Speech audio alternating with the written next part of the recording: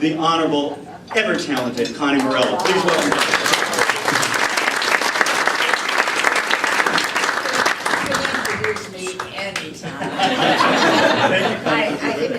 I wrote that for him. I just didn't want to admit it. I just want to welcome everybody and tell you, this is an incredible group of very prominent people who care about that relationship 70 years later. And also, they serve a darn good breakfast here. And I never go any place where I don't get as many berries as we have here as everything else. So this is a very interesting and important way to start Friday morning, because it is about that special relationship, why it matters 70 years later.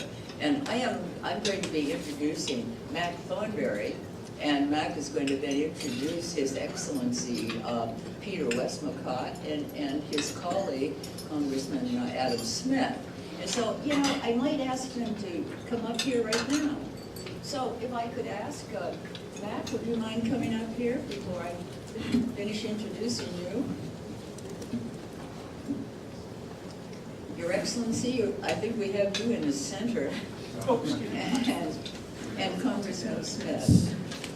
But I think one of the reasons this was particularly important to me is that I am a commissioner on the American Battle Monuments Commission. This is the group that is the guardian of our American cemeteries overseas. There are 24 of them, and the monuments. So I had the opportunity to go to Normandy for D-Day. And I must say, as you all know, since you watched it on TV and heard about it and read about it, it was exceedingly moving. And to see those veterans from the Second World War, many who had served at Normandy, on the shores of Normandy, to see them being hugged, being recognized, it was just very moving, very moving. But I also, because we have His Excellency Peter Westmacott here, I wanted to mention that on Memorial Day, I actually was in London. We spent Memorial Day, the commission, at Cambridge Cemetery, Cambridge American Cemetery, and at Cambridge Cemetery, they have also a wall of the missing. And there were two names that I thought I just mentioned to you on that wall of the missing. One was Joe Kennedy Jr., and the other one was Glenn Miller. Well, then we also went to Brookwood Cemetery, which is a smaller one, but it is also surrounded by the Commonwealth, Graves Commission 2, which has people who are buried there from all the various areas that are part of the Commonwealth. So again, it's another way of kind of linking up the UK and the United States. But today I have the honor introducing the Vice Chairman of the House Armed Services Committee, the Honorable Mac Thornberry from Texas. As a matter of fact, I just want to mention that I served in the Congress for 8 years in the minority, and then he came along, and it became a majority. So then I had 8 years in the majority with Mac, and I always saw him as a very highly respected, very dedicated, fair man. So thank you for making it the majority at that time. He, in the years since he was elected in 1994, he's established a reputation as one of the leading authorities on intelligence and national security issues on Capitol Hill. He's also become known for his ability to look over the horizon. I call him an oracle when you really think about what he's accomplished. He is sort of that oracle. In the mid-1990s, as an example, he was one of the few members of Congress talking about the revolution in military affairs and the need to increase our investment in such areas as special forces and unmanned aerial drones. Imagine, in the mid-1990s.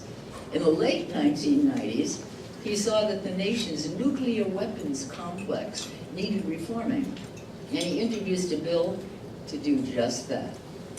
And when the Wen-Ho Lee spy scandal revealed holes in our nuclear security, his legislation became the basis for a package of reforms that were signed into law. Well, a few years later, he was unfortunately proven right once again. He was one of these people who says, "I'm sorry I was right, but we could have cheated from what he had predicted." or what he saw. In March 2001, he introduced a bill to establish a Homeland Security Department. You believe that? So that America was better prepared for a terrorist attack. 2001. On September 10, the bill had only a handful of co-sponsors, and by the 12th, by the following June, too, it became the basis for legislation that was signed into law. When asked later about the legislation and the fact that he had introduced it 6 months before 9/11, he said simply, "There are some things you don't want to be right about." Defense News has called him a smart hawk who's not afraid to buck the party line, while National Journal has called him the E.F. Hutton of Congress, because when he talks, everyone listens. I wish I had that ability. And if you listen to speculation today, Mac is in line to become the next chairman of the Armed Services Committee. But I'll leave that for the speculators. We've got something much more important to do, and that is to have you welcome Mac Thornberry, the Honorable Mac Thornberry.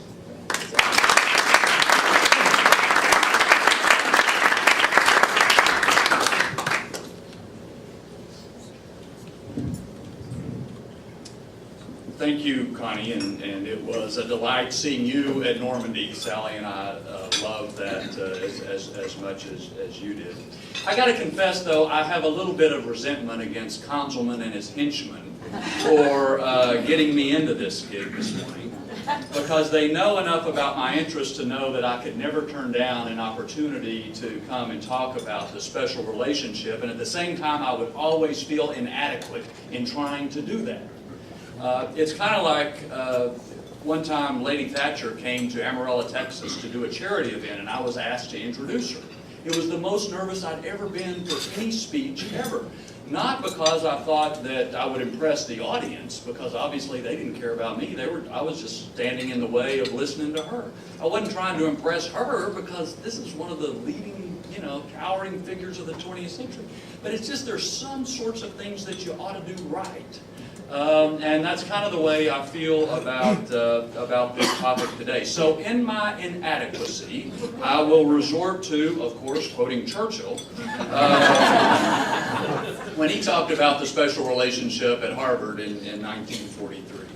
To a large extent, they are the ties of blood and history. Excuse me, my eyes are... law, language, literature, these are considerable factors. Common conceptions of what's right and decent, a marked regard for fair play, a stern sentiment for impartial justice, and above all, the love of personal freedom, or as Kipling put it, leave to live by no man's leave under the law. These are the common conceptions on both sides of the ocean among the English-speaking peoples. I think that really captures what the special relationship is. That's the essence of it. We have a shared history, shared law, shared language, shared culture, and largely shared interests. And those things are special not just because we share them, but because many people believe they are the foundations of what we think of as Western civilization. I want to highly recommend a book that came out last year by Daniel Hannan, who represents a part of England in the European Parliament. It's entitled Inventing Freedom, How the English-Speaking Peoples Made the Modern World. And basically he goes through a chronology of the history, but also an analysis of the reasons why the English-speaking world has been the most successful, has set the standard for the rest of the world. And in one part he boils it down to three key factors: the rule of law, personal liberty, and representative government. Those were the things that were born basically in the shared relationship. I would say God invented freedom, but in his term they were invented in the English-speaking world and have spread and created more prosperity and security than anything else. And it's just interesting for me to think back. That speech I was mentioning when Lady Thatcher came to Amarillo, Texas, I was all ready to hear about Gorbachev and the Cold War and all of these anecdotes for being in that position. It wasn't anything like that. She talked about the rule of law. it was more like a law professor's sort of speech. And at the time I was kind of disappointed. But the truth is, she figured she was not there to entertain us with stories about the past. She was there to help warn us about the essential freedoms of our civilization and how we better not let them get away. And so I was thinking back to that speech as I was reading Hannon's book about what those foundations are, and I think she had pegged them. Because if we don't remember and understand, if we don't protect and nurture the foundations of our strength, obviously we can lose it bit by bit. It's kind of like Lincoln warned in his Lyceum speech, the silent artillery of time that helps us forget our founding. And as y'all remember, he went on to say that for us, as a nation of free men, we must live through all time or die by suicide. It's up to us. And of course, there's a number of ways a country can commit suicide, one of which is to forget what made you what you are. Forget those values that were essential to your founding. To lose the rule of law, to have it erode, or personal freedom, or to have representative government that doesn't function. If any of that rings a bell, then you can think about what's happening. And you can also spin yourself to death. And particularly for democracies, you can also fail to defend yourself. And so I believe military strength and a willingness to use it when appropriate and if necessary still matters. And I would say that one of my primary concerns about the special relationship is the downward drift in our willingness to defend ourselves both with money and in spirit. Partly because it makes the special relationship a little more one-sided in that area, partly because it limits our joint ability to spread those values that we were talking about through the rest of the world, partly because of what it says about what's happening inside our countries when we become more self-absorbed. But I do believe the pinnacle of U.S.-British military cooperation was D-Day, as Connie was mentioning. It was incredibly moving for Sally and I, too, to be there. By the way, at the international ceremony, by far the largest ovation from the crowd was for the Queen. Much more so than any of the other figures who were there. And if the French can applaud the Queen, things are looking up. But if you think about it, it is remarkable. A joint military command, British soldiers serving under American command, American soldiers serving under British command. It is remarkable. So let me just finish up going back to Churchill. On June 6, 70 years ago, he came to report a couple times to the House of Commons about how the things were going on the beaches, and concluded with, "It is therefore a most serious time that we enter upon. Thank God we enter upon it with our great allies, all in good heart and all in good friendship." Ladies and gentlemen, I think we're in another very serious time, most serious time, when we need the strong ties that come with our special relationship. So now let me turn and give the opportunity for the view from across the pond. It's my pleasure to introduce Her Majesty's Ambassador to the United States, Sir Peter Westmacott. He has been involved in British diplomacy for more than 40 years, including spending time as the British Ambassador to France and also to Turkey, a very key country. He spent 3 years as the Deputy Private Secretary to Prince Charles, has been stationed here in Washington before, but we are certainly delighted to have him with us today. Sir Peter.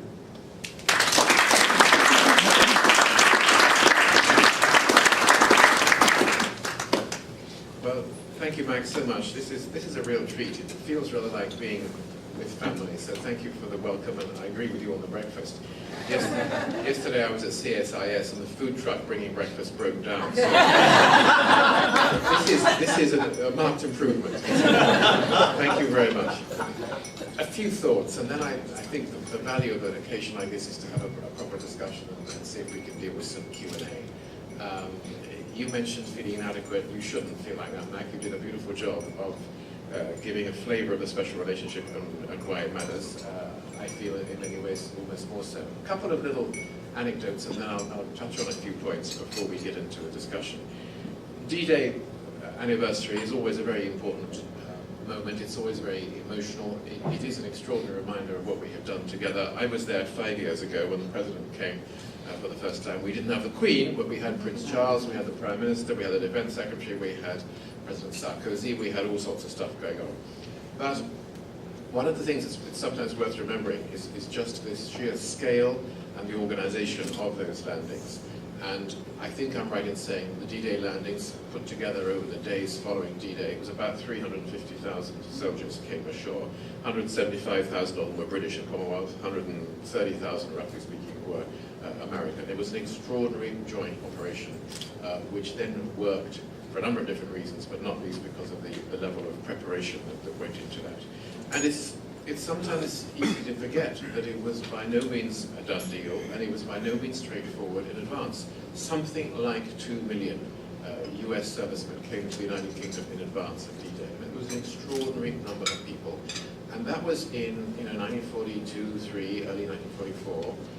And when you think that the first royal visit to this country had only taken place about 3 years earlier, 1939, because the British ambassador at the time and his predecessors used to advise in the 1920s and 1930s that Britain and America are getting on so badly and are so close to going to war that it is not a good idea for His Majesty to actually pay a state visit or indeed any other kind of visit to the ancient colonies. So, we came quite a long way. And in that wonderful little book called Citizens of London by Lynn Olson, which I'm sure some of you have read, there's all sorts of little details of how the relationship evolved during the war and how certain wonderful American public figures played a major role in helping to keep us alive during those dark days, 1940, 1941, and eventually preparing public opinion here for becoming involved in the Second World War. Here's a little kind of factoid, but it does illustrate the point.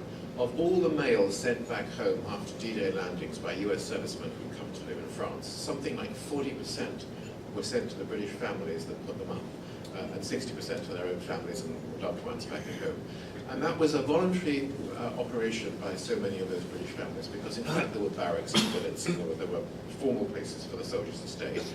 But the families there said, no, you must come and stay with us. You've come here to help us win this war, come and live with British families. So 40% of the mail that went back was to those relationships which built up during the war. And I think it's an indication of just how closely we all became involved. My own father, in a different kind of way, he was sunk in an aircraft carrier at the beginning of the Second World War, and he was badly damaged in another aircraft carrier later on, and came to Norfolk, Virginia to have that ship fixed. And he was put out by a family called Hayneses in Norfolk, Virginia, with whom he stayed in touch for the rest of his life. And I think those relationships formed during those difficult times are an indication of the human dimension of this relationship. Since then, no less than 6 times in the Second World War, the United States, the United Kingdom have ended up fighting shoulder to shoulder in different conflicts. It is a remarkable achievement. It is because we have those shared values and interests that you were just talking about, Mac. A couple of days ago, we were hosting at the embassy a reception for the alumni of British universities. And we had a couple of hundred brilliant young and indeed not so young people who spent time at a British university, who come to take advantage of the opportunity to meet up with their fellow alums. And it was Ash Carter, until recently Deputy Defence Secretary here, a wonderful friend, who spoke very movingly of the way in which his time at Oxford University had reminded him of the shared values, history, culture, interests of our two peoples. And that frequently, I think, spending time in a university during those formative young adulthood years is an important part of ensuring that the relationship remains personal and special to you for the rest of your life. Even today, we still have, I'm very proud to say, 50,000 United States citizens are studying in the UK at any one time. About 50,000 a year, therefore, come. About 10,000 British students come to American universities each year. So proportionate to the size of the country and the population, that is about normal. And we are very proud of the number of people in all sorts of important positions, some of it in the White House administration, Supreme Justice, Supreme Court, some of it in business, some of it in media, people who have spent time at a British university. And I think that's a very important part of keeping this relationship feeling as special as it is. There are lots of other things that remind us of what's going on. You've quoted Winston Churchill. There are all sorts of wonderful Churchillian stories, and he is perhaps the example of it. The statue outside our garden, where Winston Churchill looks upon Massachusetts Avenue, as many of you will know, 1 foot of it is on British territory and 1 foot of it is on United States territory. Quite who cuts the grass is sometimes a matter of dispute. But he is the quintessential Anglo-American, and he is the example of so much of it that is special. But take a look around at some of the other things that are going on. We are about to celebrate the 800th anniversary of the signature of the Magna Carta. And as my Prime Minister said on the anniversary of its 799th year of its signature last weekend, I am almost ashamed that American school kids know more about the importance of Magna Carta than we do here in Britain. And he's determined that we should all learn rather more about it. He was actually interrogated on by David Letterman about the Magna Carta. I couldn't remember what it meant in English, but we don't. But it is, nevertheless, very important in terms of those individual liberty, accountability, representative government, and the fact that there cannot be autocratic monarchs without any responsibility to their people in a functioning modern society. But that was 800 years ago. We are very proud of the fact that 2 copies of the Magna Carta are visiting the United States on the occasion of the 800th anniversary. One is already in Houston, another is coming to the Library of Congress a little later on. And the one that comes to the Library of Congress was actually signed in 1215, and it's coming, I think, with the Royal Edict of Implementation. We're going to have a celebration at the Library of Congress around that event. And I think that's an example of shared values, shared origins, how some of the things which way long time ago helped make the United Kingdom what it is now have been of value as other countries have established their own set of fundamental principles which guarantee the liberty of individuals and the rule of law, and as we see in this wonderful country, the prosperity of the country. At the defense level, that relationship continues to go from strength to strength. Just 10 days ago, for the first time since the 1940s, we had a meeting of all the Joint Chiefs militarily in London. Hadn't happened in the UK. It's happened once, I think, here in the United States just 2 or 3 years ago. But we have revived the habit of the British and the American all chiefs getting together to look at the military defense challenges, the budgetary stuff, but also the operational issues that we need to look at together. And it was a reminder not only of how closely we do cooperate and how much we have an identity of views and values, but also of the extent to which we are embedded with a level of interoperability between the United States and the United Kingdom, which is really very extraordinary. Right now, as we prepare what we're going to do to try to help ensure that the terrorists of the ISIL do not overrun the whole of Iraq, there are a whole lot of different things that are going on. And some of it visible, some of it not so visible. The United States, the United Kingdom, other close allies, of course, as well, who are working together in a way that is so automatic, so normal, so much part of our daily lives. British pilots flying US aircraft, Royal Navy ships accompanying US aircraft carriers, all sorts of different things that we are doing. Backfilling operations that may be necessary in other parts of the world to allow certain things to happen in and around the Gulf. Cooperation on counter-terrorism, support on the humanitarian side for the displaced people in the countries concerned. So all that is happening almost as if everybody is unaware of it because it is so natural and so automatic. A year ago, I had the privilege of going to Colorado Springs with Prince Harry of the royal family for the Warrior Games. Warrior Games are a rather, I think, wonderful American invention where we have had the privilege of being the only foreign nation invited to send a delegation. These are a kind of Olympic Games for wounded warriors, and Prince Harry was so impressed, so touched by being there, and every now and again joining in the games with the wounded guys, as he called it, that he felt that this was a model which needed to be taken to the United Kingdom. So in September, we're going to have something called the Invictus, in other words, undefeated games for wounded warriors, not just from the United States and United Kingdom, but actually from 13 different nations which have been fighting on the same sides over recent years in conflicts where we have again come together to defend those values. We're going to use the big stadium that we built for the 2012 Olympic Games, and we're going to build on the extraordinary public success of the Paralympics, which in the UK anyway was almost more impressive in terms of the indications of courage of people who are missing limbs and arms and so on running in these races than the Olympics themselves. It went down very, very well with public opinion, marvelous television. of people competing, partly in order to complete the race as well as to win against the competition. Building on that, and as a means of reminding society that we still have an abiding responsibility to soldiers when they come home, damaged and needing to be looked after by the society, which they have lost, in many cases, limbs, defending the liberties of that society. So we will be doing that. Prince Harry will be there. Who knows, the Queen, Prime Minister may be there as well. And we're looking forward to having no less 100 wounded servicemen from the United States Armed Forces along there, the biggest delegation together with the Brits. And that'll be in September. Just, again, a further indication of how we stick together as allies with a responsibility to our soldiers, whether they are wounded, whether they are not wounded, after the moments when we have fought side by side. And that will take place 1 week after the NATO summit, which is going to take place this year in September in the United Kingdom, in South Wales. We look forward to welcoming the President and, of course, 30 other heads of government, plus the heads of government of the NATO partners who will be there as well. A few months ago, people were saying, well, what do we need NATO summits for? Because the Cold War is over and, everything's hunky-dory, isn't it? Well, actually, no, it isn't. And nobody's saying anymore, what's the point of having a NATO summit? It's going to be an extremely important occasion. We've got to take stock of what's been going on in Central and Eastern Europe. We've got to take stock of the fitness of our alliance. And as Mike was saying absolutely rightly, we have to look at the continuing commitment of other members of the alliance, not just the United States, to shoulder their share of the responsibility to ensure that we stay up with the commitment to 2% of GDP being spent on our defence spending. The United Kingdom is above that level.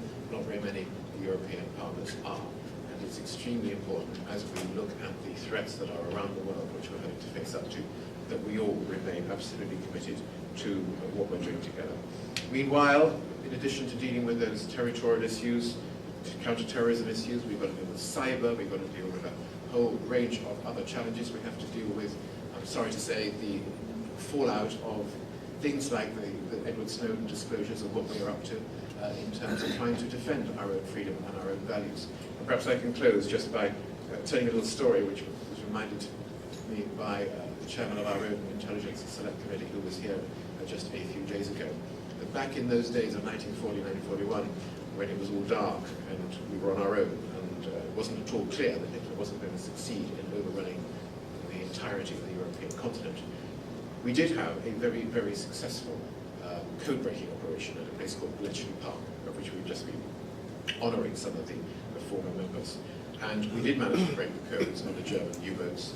Otherwise, we were going to lose the Battle of the Atlantic. All those convoys, all that equipment you were kindly sending to us to keep Britain afloat were going to the bottom of the ocean. We broke the code. We managed to intercept some of the U-boat instructions. We knew where they were coming. We could destroy them. We could warn the convoys. And we began to turn the corner. And not least, thanks to that success of that operation, the United Kingdom survived until the United States came to the rescue, if you like, after Pearl Harbor. Had Bletchley Park been the victim of an Edward Snowden whistleblowing so-called operation, the entire value of that intelligence operation, keeping the United Kingdom in the war, would have been lost. So there are moments, the point about Bletchley, when it is absolutely essential that intelligence operations in defence of our national security must remain secret. It doesn't all have to be advertised in The Guardian, The New York Times, and the Washington Post at every time, just because one or two people who work in those organisations think it would be fun to make it public. So a little warning that these things are important, and it's not frivolous, and it is not hiding things that don't need to be done. It is actually necessary for our national security to ensure that our real secrets remain secret. I think that's plenty from me by way of introduction. Congressman, thank you so much for having me, for the warm welcome. Thank you all for having us here. I look forward very much to doing my little bit to help answer any questions that you have in a moment.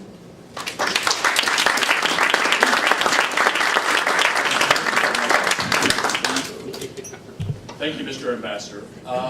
Speaking of Churchillian courage, if you think about a leading Democrat coming into the Republican club with all of these Republicans gazing down on the wall at you, it takes a bit of courage to come and do that.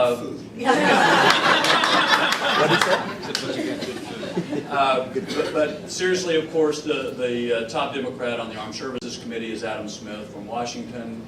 I firmly believe that there is no member of Congress, Republican or Democrat, who is more thoughtful, more carefully analytical in trying to figure out what's good for the country, and then has the courage to pursue what he thinks is good for the country, regardless of its popularity, than Adam. And so I very much appreciate his being here today, and would introduce the gentleman from Washington, Mr. Smith.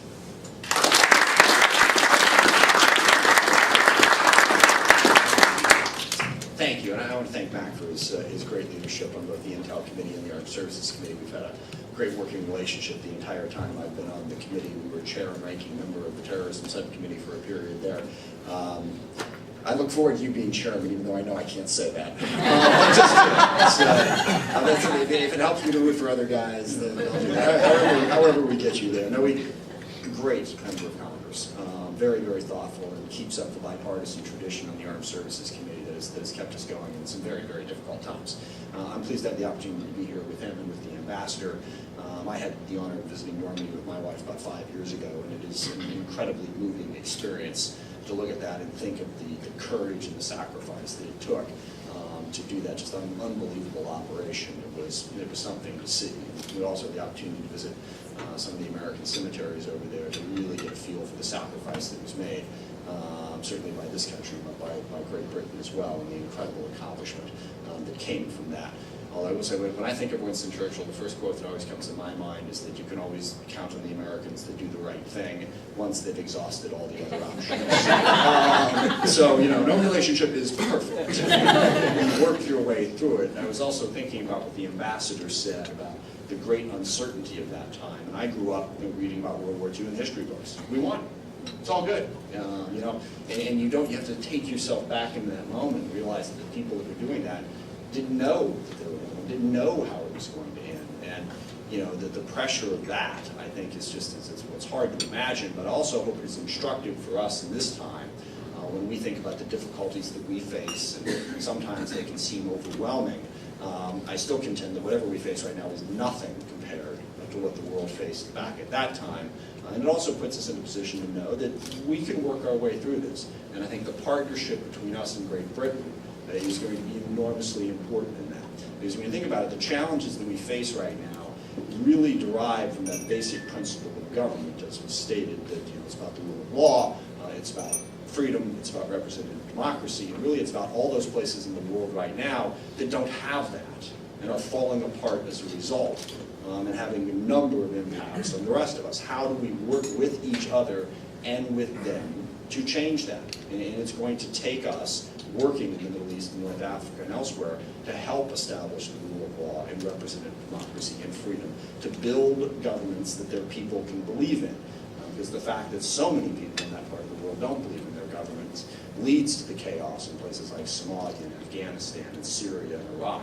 And we're going to have to work together to make that happen. And I want to compliment Great Britain. We're going a slightly different direction. I know the Armed Services Committee, and certainly I agree with Mac that a strong military is an enormously important piece of this. But I honestly believe that going forward, the more important policy for us is going to be development policy. How do you work with other countries in the world to build those basic structures of government so they can govern themselves? And here, nobody does it better than Great Britain. The Department for International Development, which as I understand it, you inconveniently changed the name of, and I never can remember what the new name is. It's still different. It is still different, okay. It's a cabinet-level department that does development, and they do it better than anybody else in the world. I got to know Douglas Alexander when he was the minister of that particular department, and have worked closely with him. That is going to have to be part of what we do. I mean, we could go into Iraq right now and drop a bunch of bombs in 2 weeks, 3 weeks, 6 months from now. Things wouldn't be really that much different. What we have to figure out how to do is build the basics of governance and the basics of society. Iraq regrettably fell apart this time because, well, Maliki and others didn't build a lasting government. It's corrupt and incompetent, and the people won't stand for it. So we're going to have to work comprehensively on security and on development. And I can think of no better partnership to get that done right, than working with Great Britain on both pieces of that. So I'm pleased to be here in such distinguished company. And again, I really just want to emphasize how great it is to have Mac Thornberry in Congress and on the Armed Services to be able to work together and solve problems. I tell people this all the time. People think about politics these days. They think of partisanship. They think of polls. They think of who's good. Mac and I think of it as trying to solve problems to make our country a better place to live in. That's what it's supposed to be. It's really great to have a member of Congress so high up on the other side of the aisle who not only believes in that, but is pretty darn good at making it happen. So it's great to be here for your questions.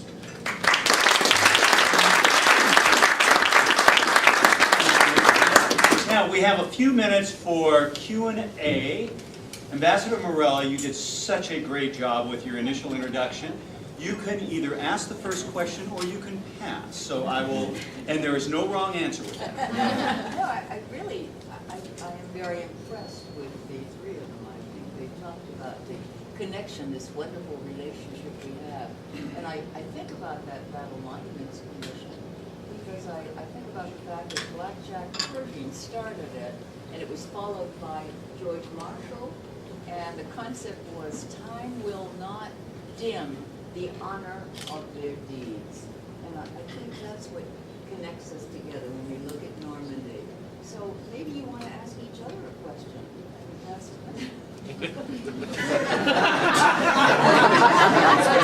Throw a curveball. Well, sure. Come here often? No. I'll tell you what. We'll come back to that, Connie. Scott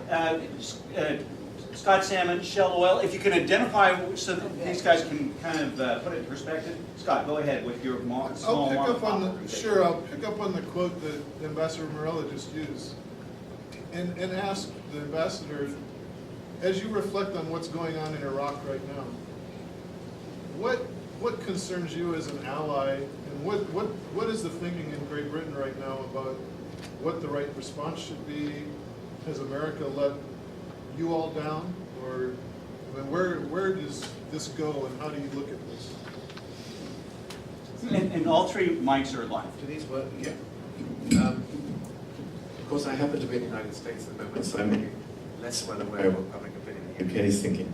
Couple of thoughts. I think that what's going on in Iraq at the moment has, for better or for worse, revived a certain amount of debate about what happened 11 years ago, 2003. Was it the right thing to do? Was it the wrong thing to do? Who's responsible? Who's not? We've seen quite a lot of people here taking the airwaves and to the print columns saying what they did right or not, as the case may be, and how others since then may have made a mess of it. We have a little bit of the same thing going on in the UK. I think overall, in Britain, there is a sense that the invasion of Iraq in 2003 was something that was not well implemented and may even have been misconceived at the beginning. We sometimes forget that although we did, of course, go in together in Iraq, there were demonstrations of 500,000 people in the streets of London against that intervention before it happened in 2003. And in the next few months, probably, we will see the publication of an enormously detailed report, a public inquiry that's gone into the whole question of the Iraq conflict and how and what and all that sort of stuff. So it's still a live issue for public opinion in the UK. Fast forward to today, and I think there is a sense that this is to some extent maybe the legacy of all that, though people aren't all that specialized in their knowledge of it. But there is also a very strong sense which comes through in the people that I talk to who know about Iraq and the stuff that I read, that we didn't leave Iraq in that bad shape, that we left, or you in particular, left not of your own volition but because you were asked to leave, and that what we have seen, unfortunately, has been poor government.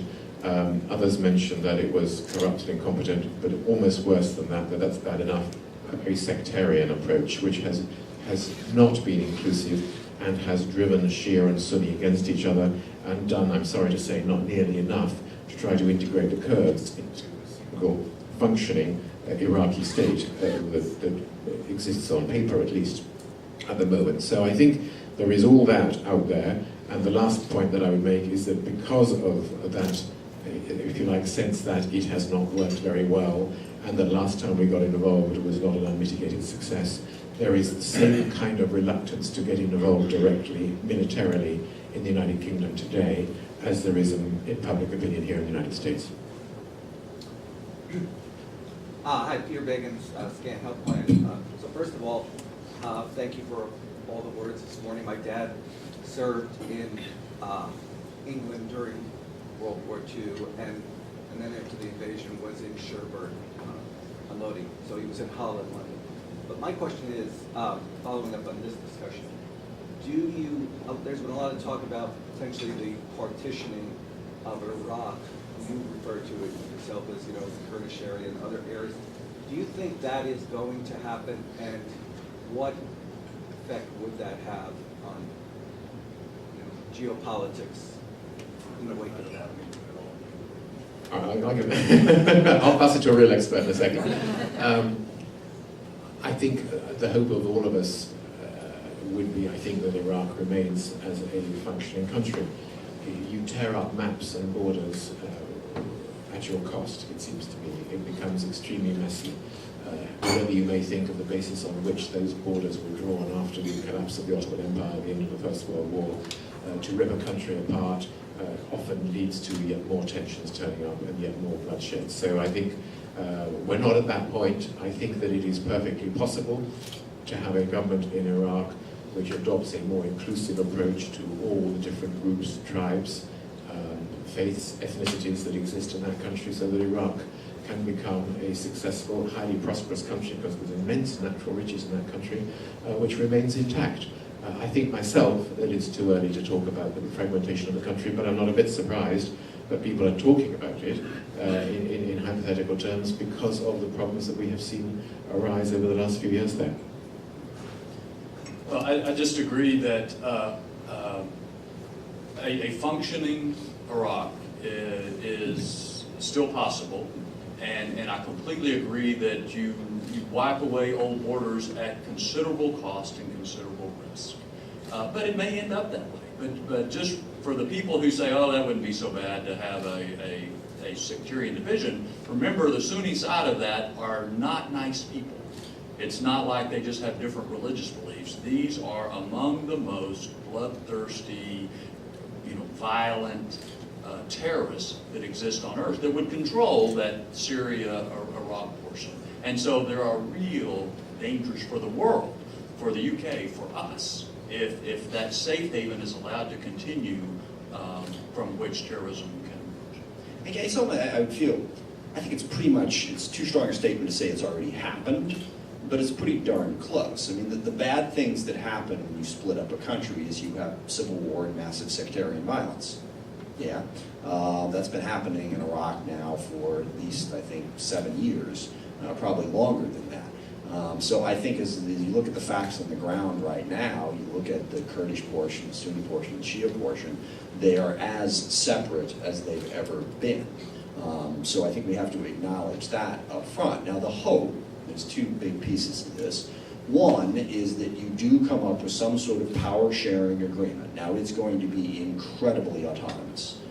You are not going to have the type of central government in Baghdad controlling Iraq that we envisioned even as late as 2008 when we were getting ready to leave. Not going to happen. I mean, the rifts are too deep. You're going to have considerable autonomy for those two other portions of Iraq. And that's what we're going to have to work towards. That's the government, hopefully, the Iraqis are forming right now. And the second piece of it is what Mac mentioned. What is going to happen in, if you will, Sunni land? Now, the interesting thing is a number of Sunni tribes align themselves with ISIL because they hate Maliki, and with pretty good reason, actually. Not because they buy into this psychotic vision that ISIL has for how they're going to run it. And that's good, but the question is, once this is done, well, then what is the running of Mosul going to look like? ISIL has their clear vision, and they're trying to implement it. There are going to be many Sunni tribes who are not going to like that. Are they going to be able to stop it? Are they going to be willing to try? What can we do to sort of push that somewhat autonomous portion of Iraq towards a more moderate vision? And part of that might involve some military action, might involve targeting the ISIL folks, but it's going to be difficult. But I think we are past the point where we can say, gosh, we have to hold Iraq together, because if it broke up, bad things would happen. Ship has sailed. The question is now, how can we piece it back together in a way that, number one, has at least some modicum of security for Iraq, and number two, and actually has a as an American and interested in my national security, I would actually invert those in terms of importance. Number two, make sure they don't threaten us. That's our primary, how can we make sure that whatever problems they have stay local and don't become transnational? With that, I've got to go, actually. Got a couple things I've got to do. But I thank you for the opportunity to be here this morning, and this is a great group. Appreciate the work you're doing.